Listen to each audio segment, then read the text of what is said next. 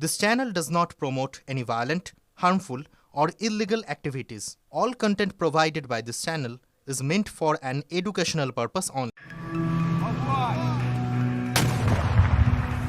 मनुष्य मनुष्य को बीच युद्ध और रक्तपात का इतिहास मानव सभ्यता जितना ही पुराना है। भूभाग के विस्तार से लेकर खनिज संसाधनों के दौरान और स्वतंत्रता प्राप्ति जैसे कोई कारणों से अनेक गोत्र जातियां राष्ट्रों या साम्राज्य एक दूसरे के साथ युद्धों में लिपटे हुए हैं। युद्ध नामक यह भयावह घटना भले ही बहुत कॉमन रही हो, लेकिन विभिन्न कारणों से अलग अलग समय में कोई युद्ध इतिहास के पन्नों में विशेष स्थान बने चुके हैं।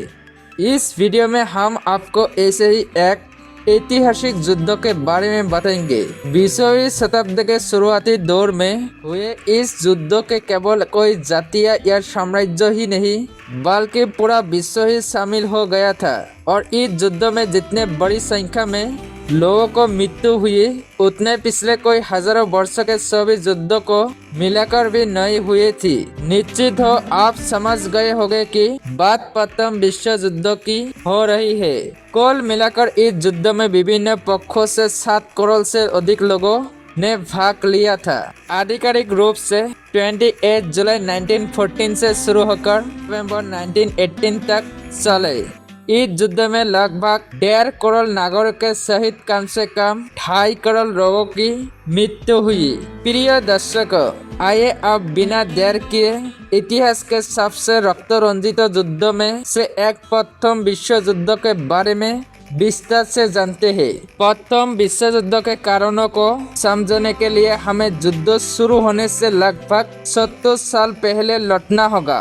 उस समय विश्व मानचित्र आज की तरह सैकड़ों राष्ट्रों में विभाजित नहीं था, बल्कि दुनिया के अधिकांश भूभाग पर यूरोप या एशिया को किसी बड़ी शक्ति का नियंत्रण था। इस शक्तियों में यूरोप में ब्रिटिश साम्राज्य, फ्रांसीसी साम्राज्य और ऑस्ट्रिया हंगेरियन साम्राज्य प्रमुख थे। वही एशिया में जापानी साम्राज्य और रूसी साम्राज्य महत्वपूर्ण सक्रिय थी। 19वीं शताब्दी के मध्य तक यूरोप और एशिया में राष्ट्रवाद की भावना तेजी से बढ़ने लगी। इसी क्रम में उस समय ऑस्ट्रिया हंगेरिया साम्राज्य का हिस्सा रहे किंगडम ऑफ सार्डिनिया ने 1847 में स्वतंत्रता की घोषणा की। 7 वर्षों के बाद फ्रांस की सैन्य सहायता से सार्डिनिया की सेना ने ऑस्ट्रिया हंगरी सेना को हराया। सार्डिनिया के इस उदाहरण से प्रेरित होकर पड़ोसी कोई राज्य ने एकजुट होकर किंगडम ऑफ इटली के रूप में उभरना शुरू किया। इन संघर्षों को इटली के स्वतंत्रता युद्धों के रूप में भी देखा जाती है। इसी अशांति का लाभ उठाकर उत्तर में स्थित पर्शिया ने भी ऑस्ट्रिया हंगरी सीमा पर हमला किया। 1867 में पर्शिया ने शक्तिशाली ऑस्ट्रियो हंगेरिया सेना को हराकर विशाल क्षेत्र पर कब्जा कर नॉर्थ जर्मन फेडरेशन की स्थापना की।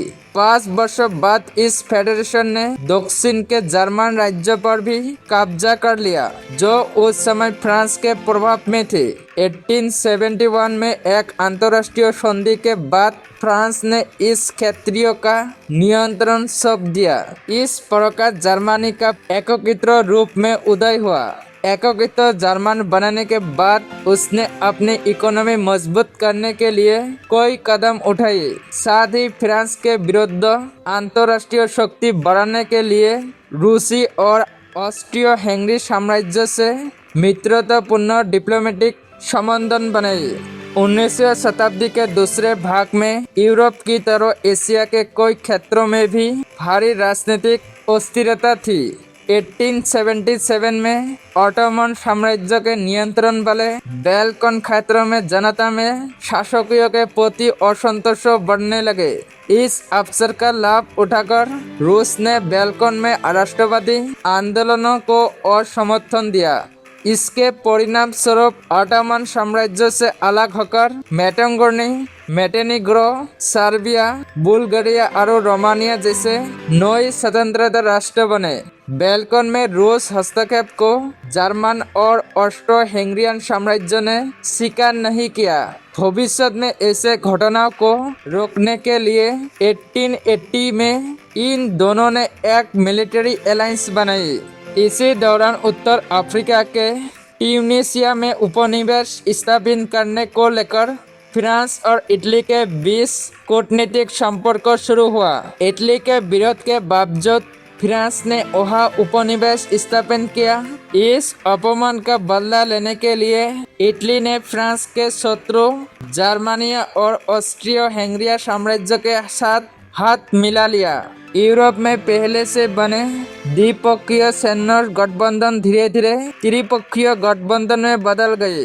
यूरोप के मुख्य भूभाग में अपने प्रभुत्व स्थापित करने के बाद जर्मनी ने दुनिया के अन्य महाद्वीपों को और ध्यान देना शुरू किया। अफ्रीका और एशिया के विभिन्न क्षेत्रों में उपनिवेश स्थापित करने की अंतर्राष्ट्रीय स्वीकृति पाने के लिए 1884 में बर्लिन में एक शिखर सम्मेलन आयोजित किया गया, जिसे बर्लिन सम्मेलन कहा जाता है। इसमें ब्रिटेन और फ्रांस जैसे यूरोपीय शक्तियों के प्रतिनिधि शामिल हुए। सम्मेलन में नए उपनिवेश स्थापित करने के लिए कुछ शर्तें तय किए गए, लेकिन उन शर्तों का पालन किए बिना ही जर्मनी ने अफ्रीका के पश्चिमी तट और एशिया के कुछ क्षेत्रों पर कब्जा कर उपनिवेश बना लिया। जर्मनी के इस आक्रामक व्यवहार से चिंतित होकर 1892 में उसके पूर्व और पश्चिम में स्थित फ्रांस और रूस ने आपस में एक गुप्त सैन्य समझौता किया। इसके बाद 1902 में फ्रांस ने इटली के साथ भी एक गुप्त समझौता किया। इसके अनुसार दोनों देश एक दूसरे के खिलाफ युद्ध में नहीं उतरेंगे। दूसरी ओर जर्मनी ने ओटोमन साम्राज्य के साथ अपने संबंध मजबूत करने शुरू किया। दूसरी ओर जर्मनी ने ओटोमन साम्राज्य के साथ अपने संबंध मजबूत करने शुरू किया। इसी उद्देश्य से 1905 में बर्लिन से बगदाद तक एक रेल लाइन बनाई गई, जिसे बर्लिन बगदाद रेलवे कहा जाता है। इससे खनिज तेल से समुद्र मेसोपोटामिया क्षेत्रों से जर्मनी का सीधा संपर्क स्थापित हुआ। इस क्षेत्र के तेल पर ब्रिटिश साम्राज्य को भी नजर थी, इसलिए जर्मनी और ओटोमन साम्राज्य की बढ़ती निकटता से ब्रिटिश चिंतित हो गया। इसी समय जर्मनी ने अपने नौसेना की शक्ति भी तेजी से बढ़ाई। इससे समुद्र मार्ग पर रॉयल नेवी के एकाधिकार को चुनौती मिलने लगी। स्थिति का सामना करने के लिए 1907 में ब्रिटेन ने फ्रांस और रूस के बीच पहले से मौजूद गुप्त समझौते में शामिल होकर एक नया गठबंधन बनाया, जिसे ट्रिपल एंटेन कहा गया। इस प्रकार 20वीं सदी की शुरुआत तक पूरा यूरोप दो बड़े सैन्य गुटों में बांट चुका था। एक और ट्रिपल अलायंस था, जिससे जर्मनी, ऑस्ट्रियो हंगेरियन साम्राज्य और इटली शामिल थे। दूसरी ओर ट्रिपल एंटेन था, जिसे ब्रिटेन, फ्रांस और रूस शामिल थे।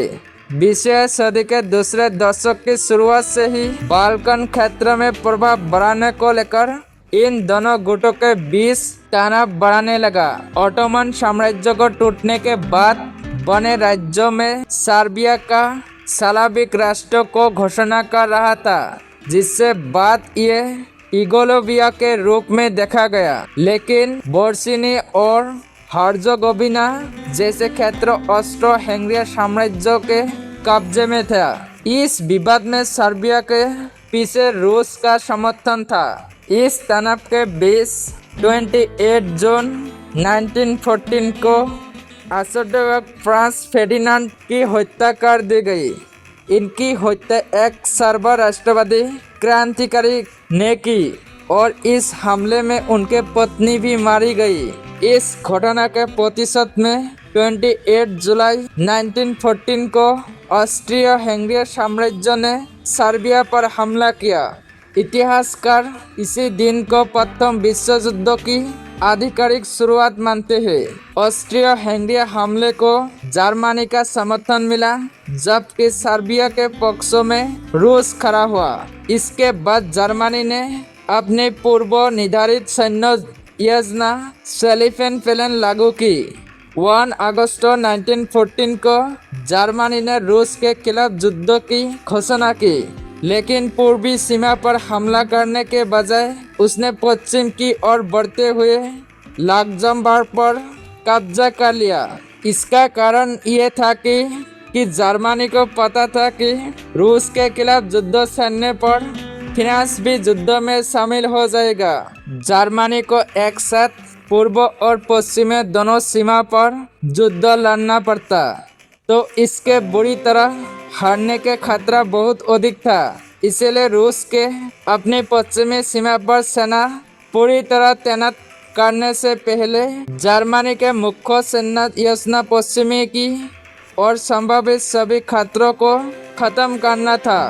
क्रिसलिन योजना के अनुसार जर्मन सेना को तटस्थ बेल्जियम के रास्ते फ्रांस पहुंचना था, लेकिन 2 अगस्त को बेल्जियम सरकार ने कहा कि ये जर्मन सेना को अपने देश से गुजरने नहीं देंगे। उन्होंने बताया कि तटस्थ देश होने के कारण ये रोक लगाई जा रही है। इसके जवाब में अगले दिन जर्मन सेना ने बेल्जियम पर कब्जा कर लिया। उसी दिन जर्मन ने औपचारिक रूप से फ्रांस के खिलाफ युद्ध की घोषणा की। इसके अगले दिन ब्रिटेन भी औपचारिक रूप से इस युद्ध में शामिल हुआ। तटस्थ बेल्जियम का सहयोग होने के नाते उसने 4 अगस्त को जर्मन के खिलाफ युद्ध घोषित किया।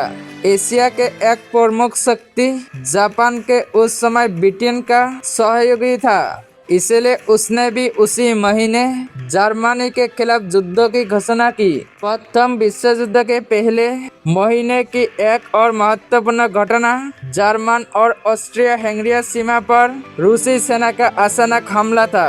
उत्तरी जर्मन सीमा पर यह हमला बहुत प्रभावी नहीं रहा, लेकिन दक्षिण में ऑस्ट्रिया हंगेरी सेना इस हमले के सामने पीछे हटने लगी। पूर्वी सीमा की तरह पश्चिम में भी जर्मन सेना को युद्ध के शुरुआती दिनों में काफी सफलता मिली। लगातार हमले के कारण सितंबर को शुरुआत में फ्रांस और ब्रिटेन की संयुक्त सेना फ्रांसीसी सीमा से पीछे हटकर मानो क्षेत्रों में रक्षा पंक्ति बने लगी। उसी समय फ्रांसीसी रिजर्व सेना के हताश हमले से जर्मन सेना की पेरिस की ओर बढ़त रुक गई। इसके बाद जर्मन और मित्र राष्ट्रों की सेनाओं ने बेल्जियम के तटीय शहर पर कब्जा के अभियान शुरू किए। युद्ध के इस चरण में दोनों पक्षों के बीच स्थिर स्थिति बन गई। अक्टूबर तक उत्तर में नॉर्थ से ही दक्षिण से तटस्थ स्विट्जरलैंड के सीमा तक लगभग 700 किलोमीटर क्षेत्रों में दोनों पक्षों ने खाइयां खोदकर मोर्चा संभाल लिया। इसे महीने सेना के साथ साथ ब्रिटेन और जर्मनी ने एक दूसरे के खिलाफ अपनी नौसेना और वायुसेना का भी उपयोग शुरू किया। ब्रिटिश रॉयल नेवी के युद्धपोत ने जर्मन के तटों को नाकाबंदी कर दी। इसके जवाब में जर्मनी ने अपने पनडुब्बियों का इस्तेमाल शुरू किया। 20वीं सदी के दूसरे दशक में उन्नत विमान तकनीक आम लोगों की पहुंच में नहीं थी, इसलिए प्रथम विश्व युद्ध की शुरुआत में विमानों का उपयोग केवल दुश्मन की गतिविधियों पर नजर रखने के लिए किया जाता था। लेकिन जल्द ही पायलटों ने निगरानी के साथ दुश्मन शिविरों पर बमबारी भी शुरू कर दी। जर्मनी ने ज़ेपेलिन हवाई जहाज़ों को भी उपयोग किया। उन्होंने फ्रांस और इंग्लैंड के कई इलाकों पर कम से कम 50 से अधिक हमले किए। 1914 के नवंबर की शुरुआत में ऑटोमन एम्पायर इस युद्ध में शामिल हुआ। रूस की सेना ऑस्ट्रिया हंगेरी और जर्मनी के खिलाफ व्यस्त होने के कारण उसने रूसी साम्राज्य के खिलाफ युद्ध की घोषणा की। केकेशस क्षेत्रों में स्थित रूसी ऑटोमन सीमा पर दोनों पक्षों के बीच संघर्ष शुरू हुआ। इस अवसर पर यूनाइटेड किंगडम ने फारस के खाड़ी के तट पर बड़ी सेना भेजी। इस सेना के अधिकांश सदस्य ब्रिटिश समेत इस सेना के अधिकांश सदस्य ब्रिटिश शासित भारत के निवासी थे। इसके जवाब में ऑटोमन सेना ने मिस्र में स्थिति ब्रिटिश नियंत्रण वाले सुएज कैनाल पर कब्जे के लिए सैन्य अभियान शुरू किया। उत्तर कैकेशन की तरह दक्षिण के सिनाई प्रायद्वीप में भी ऑटोमन सेना का अभियान विफल रहा। इस विफलता के लिए ऑटोमन शासकों ने आर्मेनिया के गैर मुस्लिम लोगों पर रूस से मिलकर काम करने का आरोप लगाया। बदले में उन्हें पूरे आर्मेनियम ने नरसंहार किया।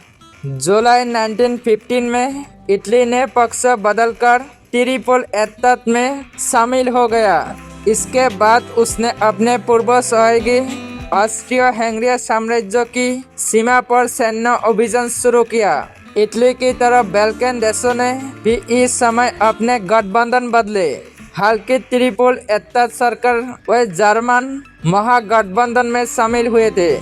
पक्ष बदलने के बाद बुल्गारिया ने सर्बिया पर कब्जे का सैन्य अभियान शुरू किया। इसका परिणाम स्वरूप तब तक इस युद्ध में तटस्थ रहे ग्रीस के तट पर ब्रिटिश और फ्रांसीसी मित्रता सेनाएं भेजी गई। अर्थात 1915 के अंत तक स्विट्जरलैंड ही एकमात्र तटस्थ देश था जहां युद्ध के कोई संघर्ष नहीं हुआ था। 1916 के फरवरी महीने में जर्मन सेना ने अपने पश्चिमी सीमा पर हमला तेज कर दिया। उस समय फ्रांसिस शहर पर कब्जे का उनका सैन्य अभियान बैटल ऑफ वादा के नाम से इतिहास में प्रसिद्ध है। 21 फरवरी से शुरू हुआ ये अभियान 18 दिसंबर तक जारी रहा। बैटल ऑफ वादा प्रथम विश्व युद्ध का सबसे लंबा संघर्ष था। इसमें मित्र राष्ट्रों के कम से कम 50 डिवीजन सेनाओं के खिलाफ जर्मन के भी लगभग 75 डिवीजन शामिल थी। कुल लगाकर 302 दिन चले इस संघर्ष में फ्रांसीसी पक्ष लगभग 380,000 सैनिक मारे गए। वही जर्मन सेना के लगभग 340,000 सैनिक की मृत्यु हुई। इस तरह दोनों पक्षों के लगभग 725,000 सैनिक मारे गए, यानी प्रतिदिन लगभग 2500 लोगों की जान गई। मध्य पूर्व में ब्रिटिश और फ्रांसीसी संयुक्त सेना ऑटोमन साम्राज्य तथा जर्मन सेनाओं के संयुक्त प्रतिरोध के सामने पीछे हटने को मजबूत हो रही थी। स्थिति संभालने के लिए मई 1916 में ऑटोमन साम्राज्य के अधीन मध्य पूर्व को आपस में बांटने के लिए ब्रिटेन और फ्रांस ने एक गुप्त समझौता किया। साइक्स-पिको समझौता नाम से प्रसिद्ध इस समझौते को आज भी मध्य पूर्व की अस्थिरता के प्रमुख कारण में माना जाते हैं। इस समझौते को लागू करने के उद्देश्य से ब्रिटेन ने ऑटोमन साम्राज्य के खिलाफ अरब राष्ट्रवादी सक्रिय को उकसाया। इसके परिणाम स्वरूप वर्तमान सऊदी अरब के मक्का शहर से ऑटोमन शासन के खिलाफ स्वतंत्रता की मांग को लेकर सशस्त्र आंदोलन शुरू हुआ। इसी महीने नॉर्थ सी में जर्मन और ब्रिटिश नौसेना के बीच विश्व का सबसे बड़ा नौसैनिक युद्ध हुआ। बैटल ऑफ जेटलैंड नाम से प्रसिद्ध इस युद्ध में ब्रिटिश रॉयल नेवी के कुल 151 युद्धपोत शामिल थे। इनमें 28 battleship, 26 light cruiser, 9 battle cruiser और 8 आर्मरेड क्रूजर शामिल थे। दूसरी ओर जर्मनी के 99 नौसैनिक जहाज़ों में 16 battleship, 11 light cruiser, 5 battle cruiser और 61 टॉर्पेडो बोट और 61 टॉर्पेडो बोट थे। 30 मई 1916 से शुरू होकर 1 जून तक चले। इस 3 दिवसीय संघर्ष में ब्रिटिश नौसेना के 14 जहाज डूब गए और 6000 से अधिक सैनिक मारे गए। इसके विपरीत जर्मन के 11 जहाज डूबे गए और 2500 से अधिक नौसैनिक मारे गए। 1916 के जुलाई महीने में जर्मन और मित्र राष्ट्रों के बीच एक और रक्तरंजित संघर्ष हुआ। बैटल ऑफ सम के नाम से प्रसिद्ध है ये युद्ध। 1 जुलाई से 18 नवंबर तक चला। इस युद्ध में एक पक्ष से लगभग 3 से 3.5 लाख सैनिक शामिल थे। इसी युद्ध क्षेत्र में पहली बार टैंक का उपयोग ब्रिटिश सेना ने किया। 1 वर्ष से अधिक समय तक जारी रही ब्रिटिश नौसैनिक नाकेबंदी के कारण 1916 की सर्दियों में पूरे जर्मन साम्राज्य में भीषण अकाल फैला गया। लगभग 2 वर्ष से विश्वव्यापी युद्ध में उलझने रहने के कारण दोनों पक्षों की आर्थिक स्थिति अंततः खराब हो चुकी थी। लेकिन फ्रांस और ब्रिटेन के पीछे संयुक्त राष्ट्र अमेरिका का समर्थन होने के कारण इन देशों में आर्थिक संकट उतना भी गंभीर नहीं हुआ। स्थिति बदलने के लिए जर्मनी ने अटलांटिक महासागर में फिर से अपने सबमरीन अटैक शुरू कर दी। इतना ही नहीं, जनवरी 1917 में जर्मन सरकार ने मेक्सिको सरकार को एक टेलीग्राम भेजा।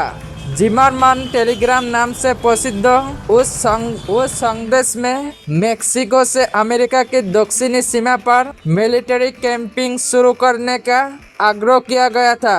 जर्मनी के दुर्भाग्य से यह टेलीग्राम अपने गंतव्य से पहुंचने से पहले ही ब्रिटिश खुफिया एजेंसी ने रोका लिया। मेक्सिको के बजाय यह टेलीग्राम अमेरिका सरकार के सामने प्रस्तुत किया गया। इसे उकसावे का बदले लेने के लिए अप्रैल 1917 में संयुक्त राज्य अमेरिका ने जर्मन गठबंधन के विरुद्ध युद्ध की घोषणा कर दी।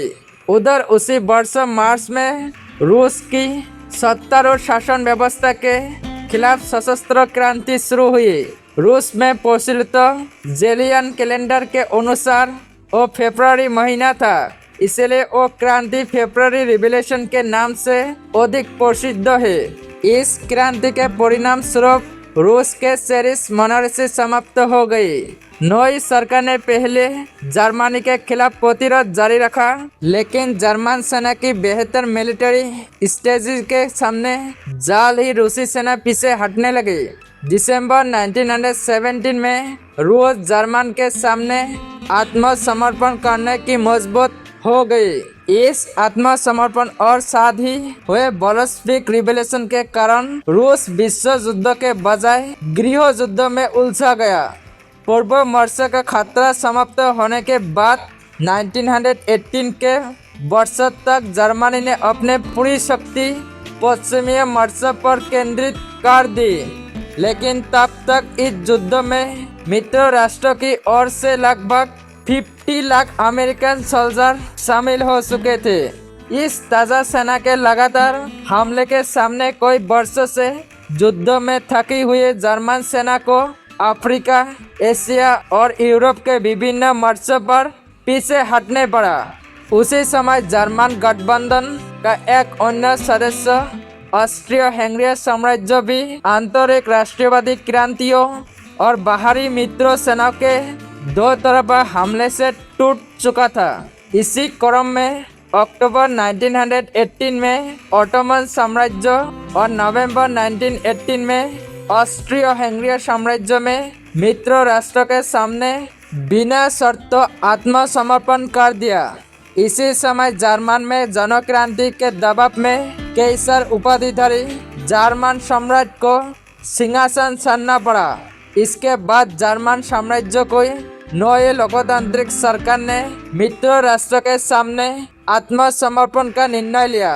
इस निर्णय के अनुसार 11 नवंबर 1918 को वर्साई क्रांति में जर्मनी ने आत्मसमर्पण पत्र पर हस्तक्षेप किया।